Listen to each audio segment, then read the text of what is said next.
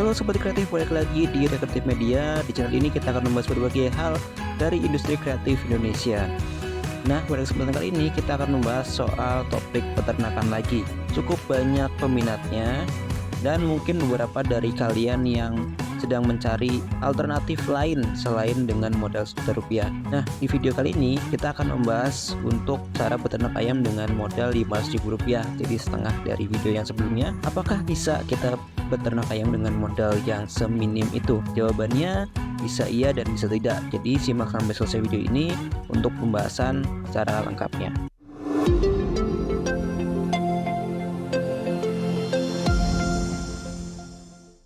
Oke, kita langsung mulai dari persiapan dan perencanaannya ya. Sebelum mulai usaha ternak ayam dengan modal Rp500.000, kita perlu melakukan analisa terlebih dahulu. Ada beberapa persiapan dan perencanaan yang perlu dilakukan. Yang pertama, kita perlu memilih indukan dan pejantan ayam kampung yang berkualitas. Nah, di sini kita menggunakan ayam kampung sebagai alternatif yang cukup terjangkau ya. Karena apa? Karena ayam kampung itu cenderung lebih berkualitas, tahan terhadap penyakit, dan harganya juga cukup terjangkau. Nah, setelah kita menentukan indukan dan pejantannya, kita harus menentukan jumlahnya terlebih dahulu. Nah, di sini kita menggunakan satu pejantan dengan 3 betina misalkan ya. Nah, nanti kita coba hitung ulang di akhir video ya. Nah, selanjutnya kita perlu persiapan kandang ternak yang sesuai.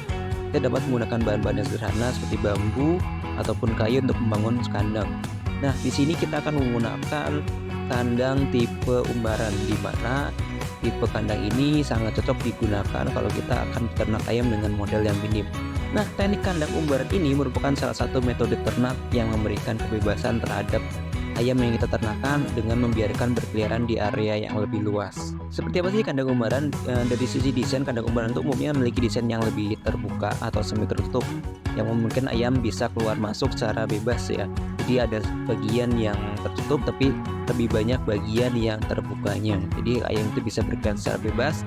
Nah, terutama untuk teman-teman yang mungkin tinggal di pedesaan ya, atau mungkin saya dulu kalau tinggal di pedesaan itu adalah kita sering nemuin orang-orang di desa itu bahkan membiarkan ayam-ayam itu bergerak bebas di pekarangan rumah ya. Jadi si ayam ini bebas berkeliaran mencari makan di sekitar pekarangan, dan ketika sudah sore dia akan kembali ke dalam kandang yang ada di rumah seperti itu. Nah, tapi kalau misalkan kita tidak punya area yang cukup luas, kita bisa menggunakan area yang kita punya. Kita bisa menggunakan kandang yang bentuknya seperti mangkuk ya. Di mangkuk itu juga bisa digunakan. Kita bisa menggunakan bambu untuk membuatnya. Itu juga cukup efektif dan murah. Lalu selanjutnya kita harus juga menyiapkan tempat bertelur ya. Di kandang itu kita harus menyiapkan tempat bertelur. Ini berlaku kalau teman-teman mau mendapatkan telur dari si ayam tersebut ya. Nah, selain tempat untuk bertelur, kita juga harus menyiapkan seperti tempat makan, tempat minum yang dapat dijangkau dengan mudah oleh si ayam, dan jangan lupa jaga selalu kebersihan dari tempat makan dan minum ayam tersebut. Nah, selanjutnya adalah mempersiapkan pakan dan air minumnya. Kalau tadi kita menyiapkan peralatannya dulu, kita harus menyiapkan pakan dan air minum. Dan di sini pakan salah satu faktor yang cukup penting, karena modal paling banyak di industri peternakan adalah pakan ya. Jenis apapun itu pakan yang paling banyak untuk biaya operasionalnya ya. Mungkin hampir 80% itu biaya dihabiskan untuk pakan si hewan ternak. Nah, di sini kita bisa menggunakan pakan komersial yang udah jadi ya, yang ada di toko-toko peternakan, ataupun kita bisa juga menggunakan pakan alami ya, yang bisa kita dapatkan dengan mudah sekitar kita, misalkan ada jagung ataupun sayur-sayuran hijau juga kita bisa gunakan. Kalau misalkan kita dengan modal yang terbatas, disarankan kita menggunakan pakan-pakan yang mudah dijangkau ya. Misalkan kita pakai jagung ataupun sayur-sayuran hijau. Kalau pakai pakan komersial gimana? Bisa aja. Ini terbagi biasanya pakan komersial itu kalau kita mau merawat dari kecil ya, dari bibit, dari DOC itu kita perlu ada pakan starter, pakan grower, dan pakan finisher. Itu perlu dipersiapkan ketiganya dan diberikan secara bertahap. Lalu yang terakhir ini opsional, itu adalah persiapan vaksin dan vitamin. Nah, ini bersifat opsional. Kenapa? Karena biasanya kalau kita beli indukan ataupun kita beli ayam kecil yang bentuknya DOC itu terkadang udah ada yang divaksin. Tapi kalau misalkan kita mau memastikan, kita harus cek dulu apakah ayam yang kita punya sudah divaksin atau belum. Ini untuk meminimalkan penyakit yang mungkin terjangkit oleh si ayam di kemudian hari. Nah, dalam peternak ayam ada beberapa tujuan yang biasanya peternak ingin tuju. Biasanya ada yang salah satu ataupun semuanya. Nah, di sini teman-teman tergantung teman-teman tujuan peternakannya untuk apa. Apakah diambil dagingnya, apakah telurnya, atau kombinasi keduanya. Nah, di sini teman-teman bisa melakukan keduanya untuk di awal-awal ya. Kalau misalkan ingin fokus di salah satu, itu lebih baik. Kalau misalkan teman-teman beli ayam indukan dan pejantan di awal sebagai modal awal, maka teman-teman perlu mungkin mengawinkan indukan ayam tersebut. Nah, di sini setelah kita membeli indukan dan pejantan, kita bisa memperkenalkan ayam betina dan pejantan secara perlahan ya. Jadi jangan langsung disatukan kalau bisa, tapi secara perlahan sampai ayam-ayam ini mengenal satu sama lainnya. Nah, setelah proses pengawinan ini selesai, kita bisa lakukan yang namanya penetasan telur. Di sini untuk penetasan telur kita bisa menggunakan dua metode, yaitu metode tradisional dan metode modern. Di sini metode tradisional berarti kita harus menyiapkan tempat pengeraman telur. Di sini kita harus biasanya kita menggunakan jerami ataupun mungkin kita juga bisa pakai kain untuk kita membuat kandang dan dialasi dengan kedua bahan tersebut ya, sebagai tempat si indukan ayam mengerami telurnya. Atau yang kedua, kita juga bisa menggunakan yang namanya inkubator. Nah, metode menggunakan inkubator ini merupakan salah satu cara yang modern untuk menetaskan telur ya. Nah, dalam metode ini inkubator bertanggung jawab menjaga suhu dan kelembapan yang optimal ya, untuk memfasilitasi proses penetasan telur. Jadi sebagai pengganti suhu tubuh dari si indukan ayam ke telur ya, agar si telur ini bisa menetas. Di awal-awal mungkin kalau misalkan modal kita masih terbatas, kita pakai metode yang tradisional dulu. Tapi kalau misalkan sudah cukup modal yang lebih banyak, kita bisa menggunakan metode inkubator agar proses penetasannya lebih efektif lagi. Nah, untuk pemeliharaan anak ayam itu sendiri, ketika sudah menetas, pastikan mereka mendapatkan pakan yang cukup ya, dan usahakan pakannya berbeda dengan si indukan. Seperti tadi disebutkan bahwa untuk pakan dari yang kecil itu ada pakan starter namanya kalau kita beli pakan di toko peternakan ya, atau kita bisa menggunakan pakan yang dipotong-potong lebih kecil, misalkan sayur-sayuran yang kita potong lebih kecil, atau campuran dedak yang lebih halus agar si anakan ayam ini bisa makan dengan aman. Nah, selanjutnya adalah proses panen. Nah, seperti tadi disebutkan adalah ada dua hal yang menjadi tujuan peternakan. Biasanya diambil dagingnya. Nah, di sini daging ayam merupakan produk yang nilai ekonomis. Nah, di sini daging ayam merupakan produk yang bernilai ekonomis yang cukup tinggi dan sering dijadikan sumber makanan utama di berbagai tempat ya. Terus yang kedua, telur juga salah satu produk yang populer dan alternatif murah selain daging ayam ya, kalau kita pengen makan yang berprotein cukup tinggi. Nah, jadi telur ini sebagai produk yang kita bisa jual sebagai konsumsi masyarakat, juga bisa kita tujuan untuk reproduksi lebih lanjut. Jadi kita tidak langsung untuk menjual produk-produk kita, tapi mungkin sebagian kita tetaskan lagi agar peternakan kita lebih banyak lagi. Nah, kita masuk ke analisa usaha ternak ayam dengan modal 500.000. Tadi kan udah sempat dijelasin beberapa hal soal dari persiapan hingga panen ya.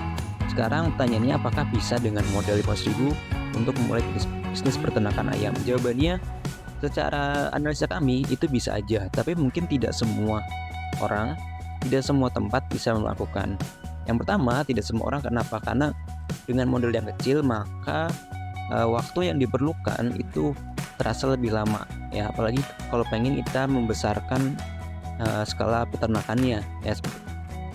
Yang kedua, dari sisi harga pasaran saat ini ya, karena setiap daerah mungkin juga berbeda harganya satu sama lain ya, baik itu harga pakannya, baik itu harga bibitnya ya, dan harga peralatan-peralatan pendukung lainnya.